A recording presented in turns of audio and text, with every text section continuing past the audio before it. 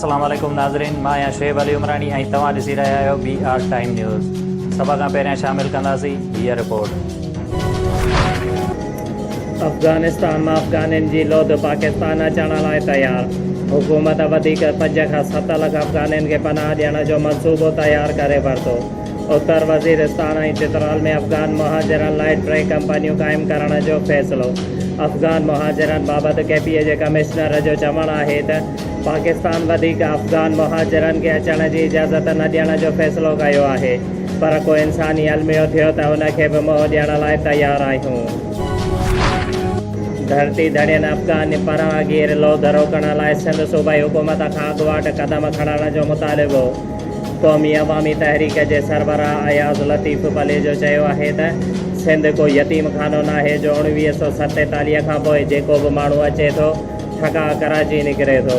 रियाज़ चांडियो चयो आहे त 40 लख अफ़गानी मुहाजिरनि सबबि सिंध 40 सालनि खां बदअमनीअ जी बाहि में सड़ी रही आहे।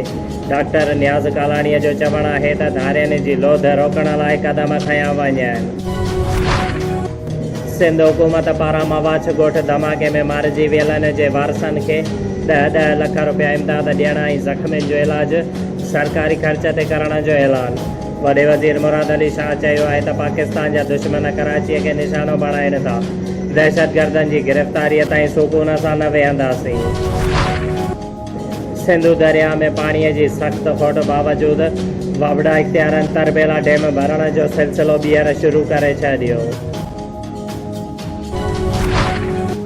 अफ़गानिस्तान में हुकूमत साज़ीअ लाइ कोशिशूं तेज़ थी वयूं। मुल्ला अब्दुल गनी बिरादर समेत तालिबान जे मुख्य क़यादत काबुल में मौजूदु अॼु खां सियासी अॻुवाणनि सां मुलाक़ात जो सिलसिलो शुरू थींदो। बल्दिया नवाबशाह जे मुलाज़िमनि पारां 3 ॾींहं अॻु ट्रैक्टर ट्रेलर जे ड्राइवर अब्दुल्ला खोसो ते मुबैना हमले जा जवाबदार गिरफ़्तार न थियण वारे अमल ख़िलाफ़ मज़दूर इत्तेहाद यूनियन जे रियाज़ मटू, इश्फाक़ मटू, रमेश कुमार, गुलाम शबीर भट्टी, चौधरी लतीफ़ मोमल ऐं ॿियनि जी अॻुवाणीअ में कमु छॾे हड़ताल बैदि कैफ़े शिराज़ चौक चइनी तरफ़नि खां ट्रैक्टर ट्रालियूं बीहारे रोड ब्लॉक करे धरणो हयो। उन मौक़े ते मुज़ाहिरीन चयो त नाइम हरमुल हराम जे राधा सां जे मुलाज़िम ट्रैक्टर ट्राली ड्राइवर अब्दुल्ला खोसो जेको पंहिंजे ड्यूटीअ ते मौजूदु हुयो, जंहिं ते जवाबदार जहांगीर मला पंहिंजे साथियुनि सां गॾु वेशाणो तशदुद करे उनखे सख़्तु ज़ख़्मी करे छॾियो। हुननि चयो त अॼु वाक़िए खे 3 ॾींहं आहे, लेकिन पुलिस जवाबदार खे गिरफ़्तार नथी करे, जेका असां सां नाइंसाफ़ी आहे। हुननि मुतालबो कयो त ट्रैक्टर ट्राली ड्राइवर अब्दुल्ला खोसो ते हमलो कंदड़ जवाबदार जहांगीर मला खे गिरफ़्तार कयो वञे। ॿी सूरत में एहतिजाज जो दाइरो वधायो वेंदो।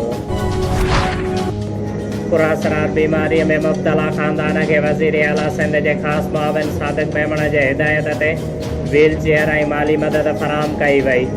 नवाबशाह वॾे वज़ीर जो ख़ासि माण्हुनि जे बहालीअ बाबति ख़ासि मुआविन सादिक मेमण जे हिदायत ते खाते जे हिकु टीम गुज़िरियल ॾींहुं रीजनल डायरेक्टर शहीद नज़ीराबाद अब्दुल हमीद दानीअ जी सरबराहीअ में जाम साहब भरसा ॻोठ गुलाम मोहम्मद बिरोईअ जो दौरो कयो, जिते 12 माण्हुनि ते मुश्तमिल हिकु ख़ानदान ते पुरअसरार बीमारीअ जो शिकार आहिनि। उते उहा ॻाल्हि क़ाबिल ज़िक्र आहे त वज़ीर आला सिंध जो ख़ासि माण्हुनि ते बहाली बजे बाबति ख़ासि मुआविन सादिक अली मेमण पुरअसरार बीमारीअ में मुब्तला ख़ानदाननि जे हवाले सां ख़ानगी टेलीविज़न ते शाया थियण वारे ख़बर जो नोटिस वरितो हुयो।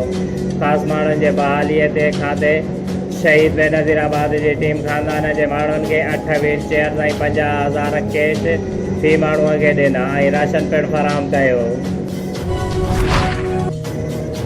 भेरिया रोड पुलिस ॻुझे इतलाह ते कार्रवाई कंदे 2 ॾोहारियुनि खे गिरफ़्तार करे वरितो।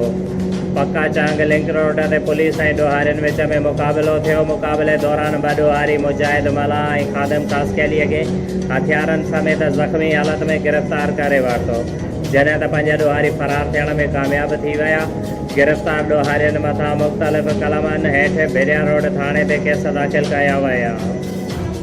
शुएब अली उमरानीअ खे ॾींदा इजाज़त। वधीक ख़बरुनि ऐं अपडेट्स लाइ ॾिसंदा रहो BR टाइम न्यूज़।